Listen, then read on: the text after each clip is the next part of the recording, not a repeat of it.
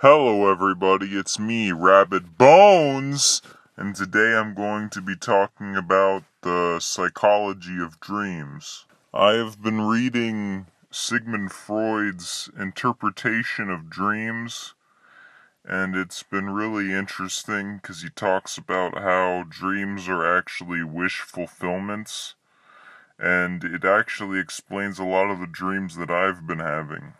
So a couple years ago, I got some sort of mole or a cyst, some sort of weird thing growing on my arm, and I left it there for a couple years. But it wasn't long after after I got the growth on my arm that I started having dreams of having weird things happen to my arm, like having my arm cut open or there being weird holes in my arm, as if I'm mentally preparing myself for having to get it cut off, which I wasn't really thinking about before. I wasn't really thinking about it at the time, but I guess subconsciously I knew that I would have to get it cut off and that it was going to be there for a while.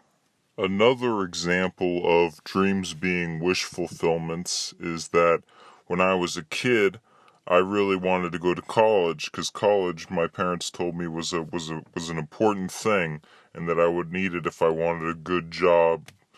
And as I currently, I don't really want to go to college. I think it's an indoctrination camp, and I have no wishes of I have no reasonable wish to go to college, but there must be a subconscious part of me that still wants to go to college because of being told in my youth that it was a good idea.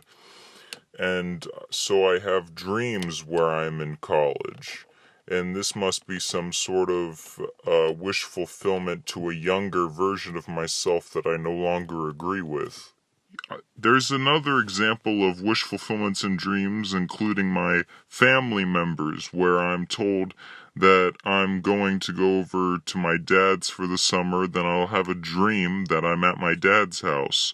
Or if I hear that my brother Nathan is coming over, I'll have dreams where my brother Nathan comes over, as if I am mentally preparing myself for this thing that I want. Or, when you're a kid and you dream of Christmas coming before it actually comes.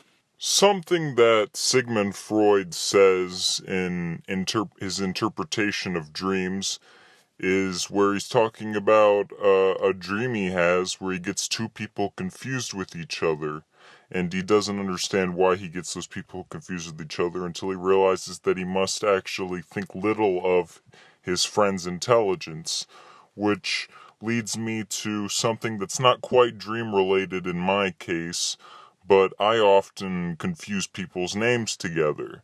And I've been thinking about why I confused these people's names.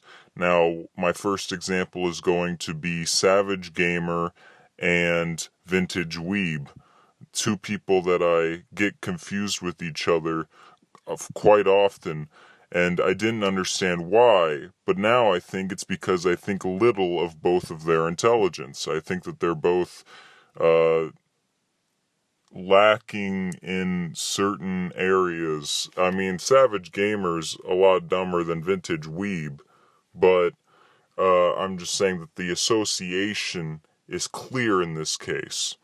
And also in the case where I've accidentally mistaken my friend Chizu, I've called him Chris Chan.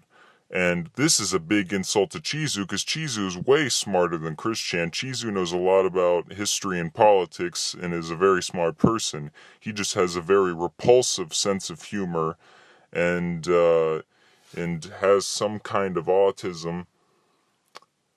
And I believe I'm connecting him with Chris Chan because of the repulsion I get from Chizu's posts, being connected with the repulsion that I get from Chris Chan's comics.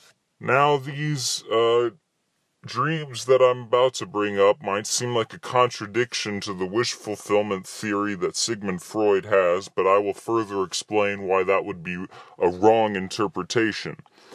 And I've been having dreams about weird religious and occult things. Like, I've had a dream where I was worshiping a statue, and it was of some kind of false god. And through worshiping this statue, it was bringing negative things into my own life.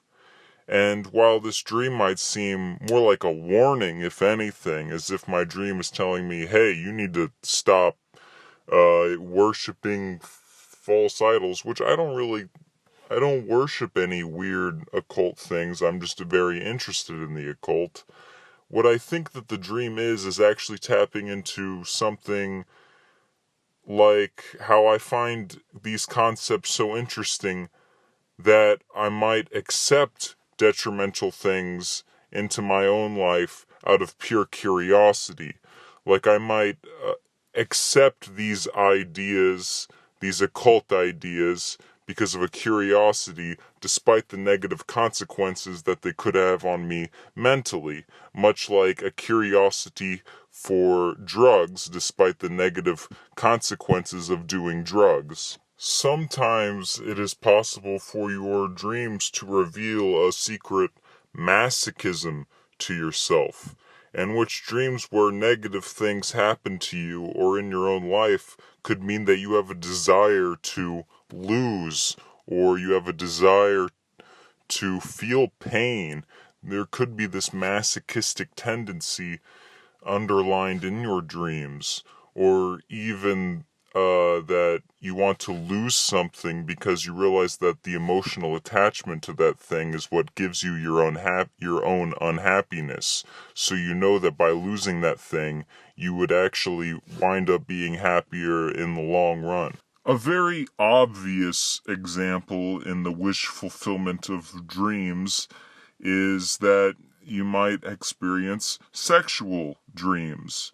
And I myself have had dreams where I've walked into a women's locker room, and I don't think I need to explain the wish fulfillment aspect of that. In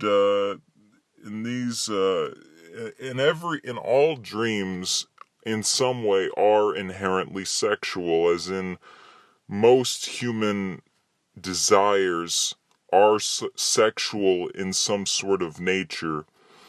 Like, even eating food can almost be sexual. Like, the want to eat food can almost be this kind of urge. In the future, I will do possibly another video about the interpretation of dreams. Once I've finished reading the book, and maybe also reading, I believe Aristotle and Carl Jung have both written books about dreams that I wish to read. And once I read these, I will make an update video informing you more on what I have learned about dreams. Comment: Valerie Flowers is the best YouTuber. I'm his biggest fan. He really entertains me with his videos. What a guy. Hilarious and original. Hilarious and original. Hilarious and original. Hilarious and original.